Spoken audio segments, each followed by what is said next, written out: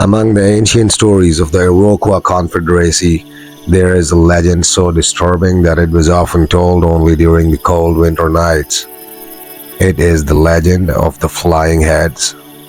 In the forests of northeastern North America, elders warned their people about a terrifying spirit known in some traditions as Haudenosaunee. Unlike ordinary monsters, the flying head had no body. It was exactly what its name suggested, a gigantic, living human head that moved through the sky. Its face was enormous, sometimes described as being as large as a bear.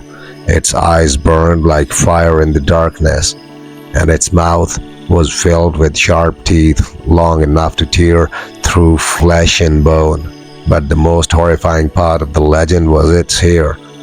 The flying head's hair was said to be wild, tangled, and alive with writhing snakes. As it flew through the night skies above the forests, the snakes hissed and twisted like living shadows. When people heard the beating sound of wings in the darkness, elders warned them to run for safety, because the flying head was not simply wandering, it was hunting. According to the traditions of the Iroquois Confederacy, the flying head was not simply a monster that appeared without reason. Many elders believed it was born from a terrible act of violence long ago. Some versions of the legend say that a powerful warrior betrayed his own people and was punished in a brutal way. His head was separated from his body and cast away into the wilderness. But the story does not end there. The spirit of anger and revenge remained trapped inside the head. Instead of dying, it transformed into something far more horrifying. The head grew larger and larger, fueled by rage and hunger.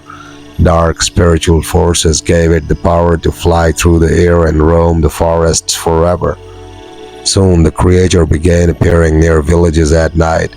People first heard a strange rushing sound in the sky, like powerful wings beating against the wind.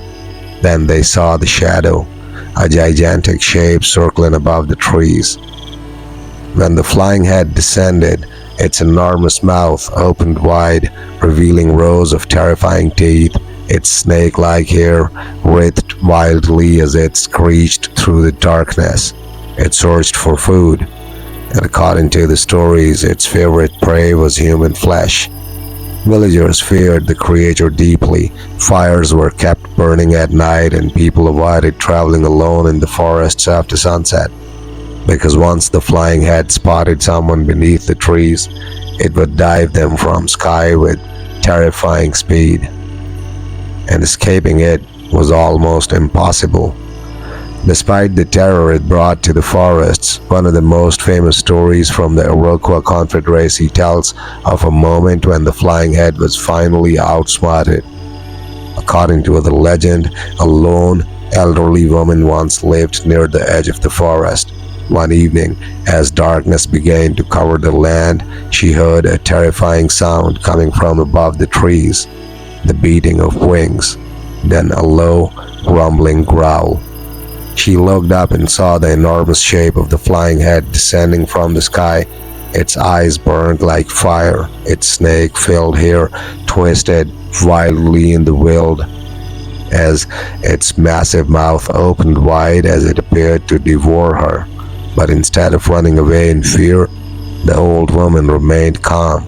She quickly sat beside her cooking fire and began preparing fried cakes made from cornmeal, a common food among the people of the region. As the flying head hovered outside her small shelter, it watched the woman closely. She placed one of the hot cakes into the fire and pulled it out again, making it appear as though she was roasting her own head in the flames. To the monster watching from outside, it looked as if the woman was casually cooking and eating pieces of her own skull. The flying head froze in shock. If this tiny human was powerful enough to eat her own head without pain, then she must be far more terrifying than the creature itself. Frightened and confused, the flying head suddenly turned away and fled back into the dark forests, and according to the legend, it was never seen near that village again. The story was often told by the elders not just as a tale of horror, but as a lesson. Even the most terrifying monsters can sometimes be defeated, not with strength, but cleverness and courage.